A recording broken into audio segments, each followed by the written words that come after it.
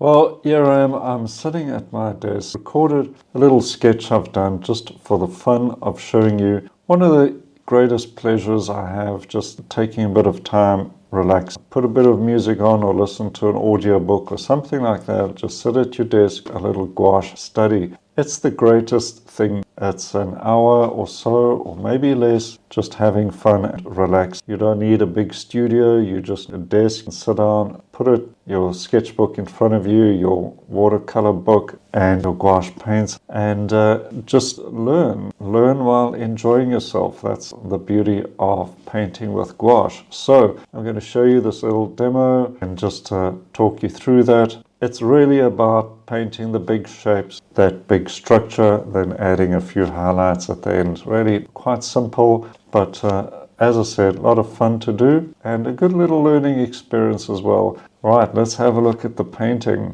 This is the attractive reference, this old Cape cottage. And my palette, pretty much my standard colors as well. I'm painting on an A5 a watercolor sketchbook, cold press paper. I always prefer that. Now, I'm not starting off with a toned paper, but you can if you want. I would probably tone it a light burnt sienna or even a red color. But in this case, I just grabbed my booklet and started sketching and just go with the flow as it happens. Just go with it. It'll all work out in the end. Quick sketch.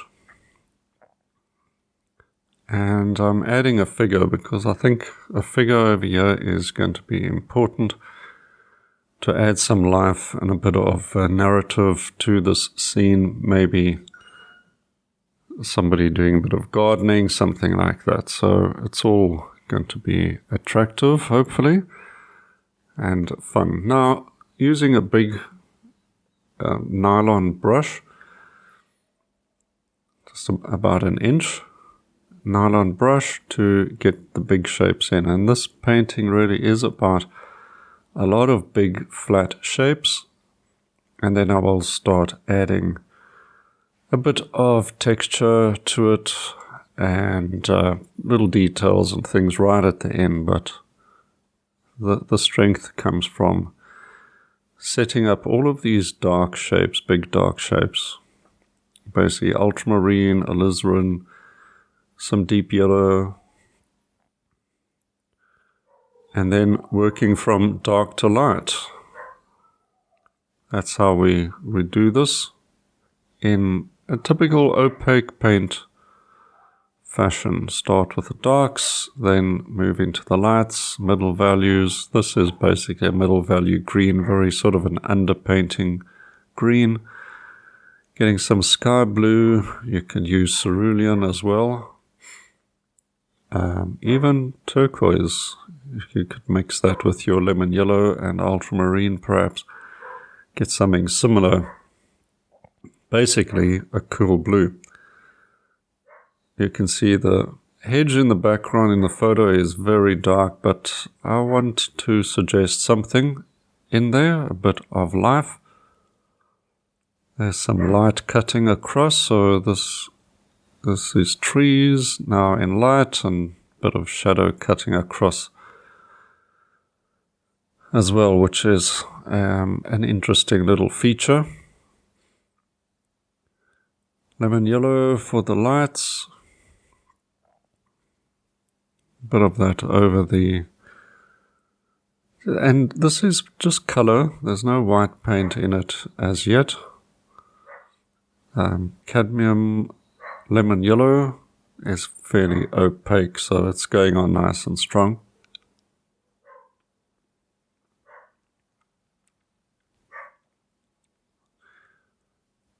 And a few of these cool greenish blues.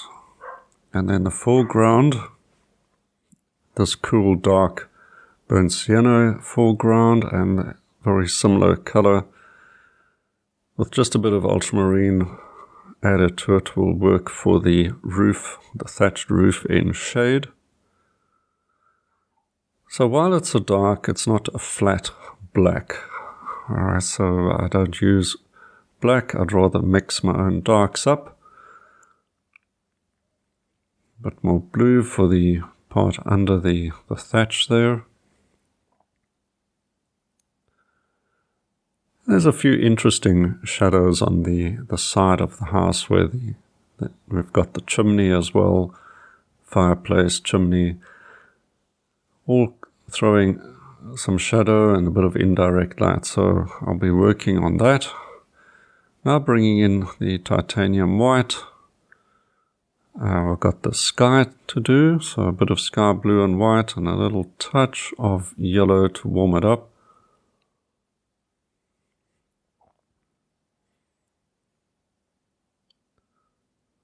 And not much sky showing, but just enough to suggest the quality of light, a sunny day, so it all matches up with the light we're going to throw into the scene.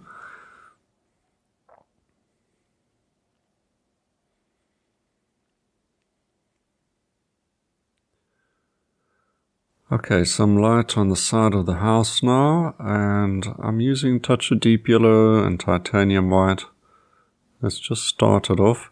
It may be just a little on the peach side for my liking, but it's an under painting, first layer, so let's just get it down.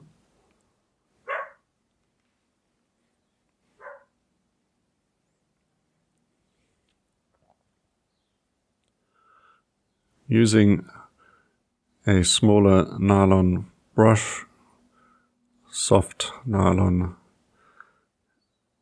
works well with gouache. With watercolor I prefer natural hair, but because it can hold more water, but with the gouache, more opaque mixtures, it's fine. The shadow,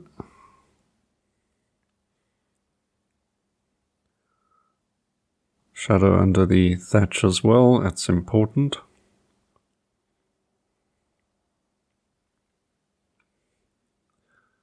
Okay, so there's part of the chimney in shade or indirect light, and then the cast shadow, which is quite a bit darker. So I've got to keep that in mind as well, make sure I've differentiate that. It's very easy to just miss these little differences in shadow and indirect light. The front of the house, similar, also indirect light.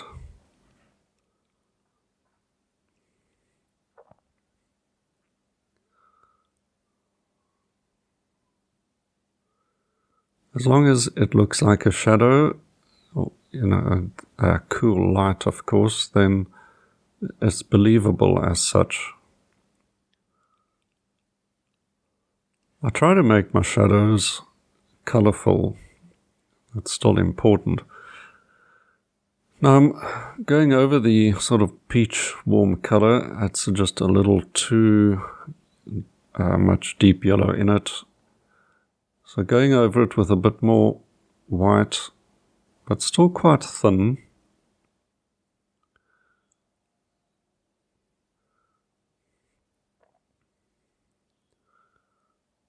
Placing the windows very, very loosely.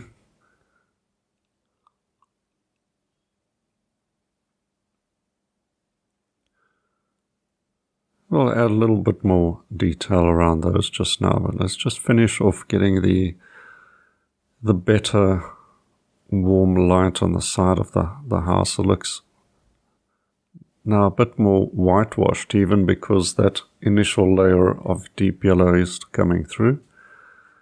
Let's get in the structure of the figure.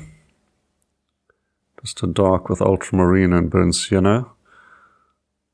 And try to get some sort of gesture, perhaps cutting the hedge maybe, and just a touch of light burnt sienna for the hands and face. Okay, we'll come back to the figure as it dries. Let's move on to something else that has already dried, and that's getting these bushes. I think they're actually daisy bushes that have been pruned back a bit. There's a little bit of color variety in them, deeper yellow, even a touch of brown. But let's get the lights in now, the opaque lights over the more transparent darks. A nice warm green. Very important that I keep the warmth going in this painting. I don't want the greens to become cold. A little bit of those trees coming over on the right there. I think that's a nice little framing element and just breaks up those empty spaces a little.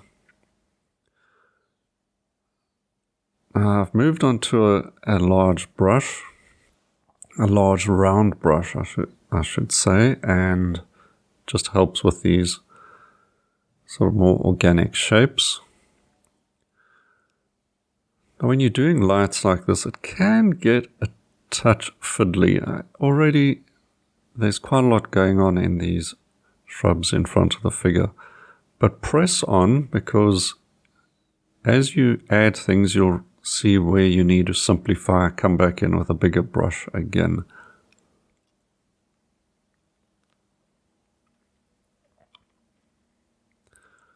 So because gouache can be reactivated so easily, it's best to work at different parts of the painting, let the wet paint dry down a bit before you add a layer over it. But nevertheless, you've got to be careful with your layers. It's kind of one layer and then leave it. You don't want to go over it too much. You'll end up muddying your paint up, especially a light over a dark. If you want your lights to be clean color notes, it's one go.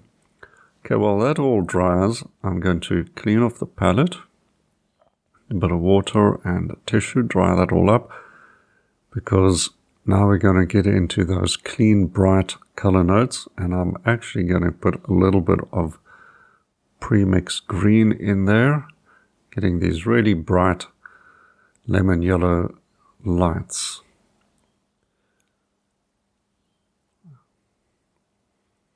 And they really do pop, and that's what makes gouache such a pleasure, with these very strong pigmented colors. They do dry down a little, so it does all sort of settles down.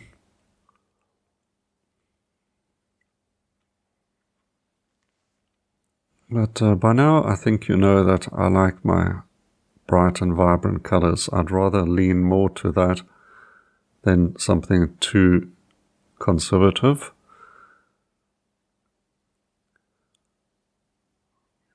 Okay, so that's really brought things up a bit, and just consolidating a few shapes here. There's a few, it's just a bit busy.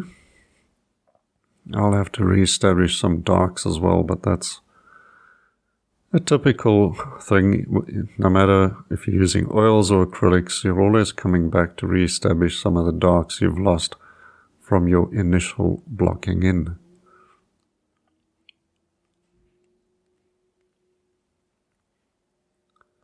So that's really brought some lovely warm light into the scene. A few sort of light orange colors. There is a bit of that showing up in the foliage, so it's all there already. It's just a case of seeing it and putting some of that into the painting. There's a few little stalks and things. We can bring some reddish color in the form of burnt sienna. I think actually a nice bit of burnt sienna light. Let's make that a bit better. Okay, so I quite like that touch in the road. I still think we're going to have to come back with some darks as well in the hedge.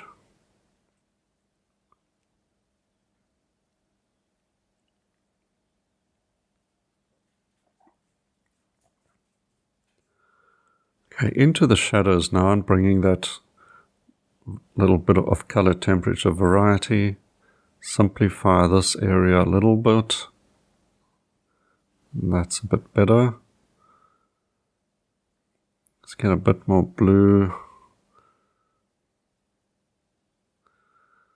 Okay, that's definitely brought a bit more strength and structure to the shrubbery. These hedges are all trimmed very beautifully, so I just want to get a little bit of that shape. Let's get some texture in the shadow over here. Just quite dark next to the house, make that stand out more.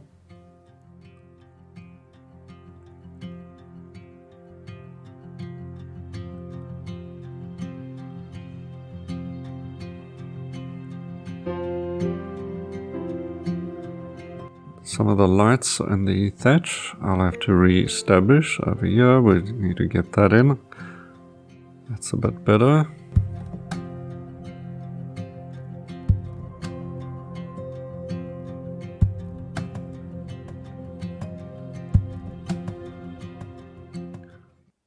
So I think the cottage has come along quite nicely. We'll keep adding a bit of texture to the roof. There's a sort of a fancy plant pot at the entrance over there, and I feel compelled to add that. It will dry a bit darker, but it kind of just brings a little bit of the color of the facade of the building and just spreads that, harmonizes it a little. A bit of turquoise painted around the window frames. I think it's quite a nice little touch of color.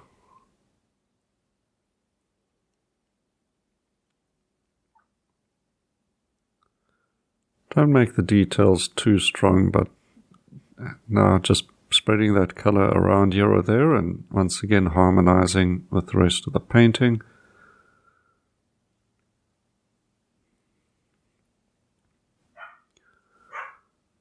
Okay, into the final stretch.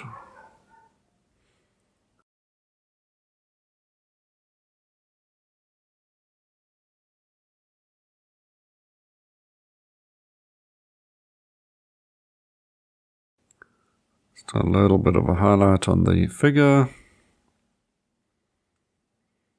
Final few strong lights as accents or highlights.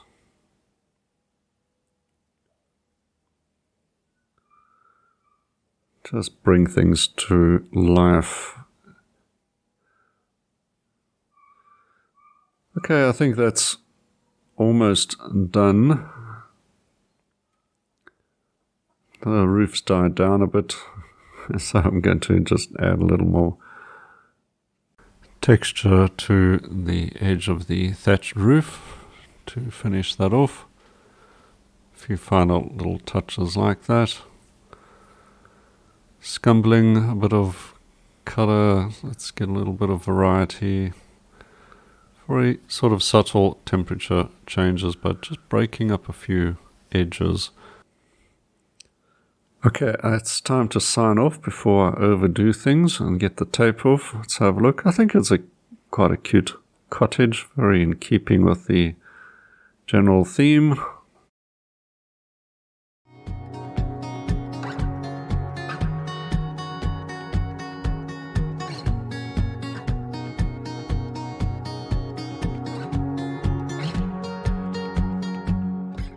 Well, I hope you enjoyed that little special gouache demo, and it's just for you, and hopefully it inspires you as well. Try out some gouache. Don't forget, if you want to learn more about gouache, I've got gouache courses as well for beginners and advanced, so you can check that out on my school. Well, have fun with your painting, and until next time, cheers for now.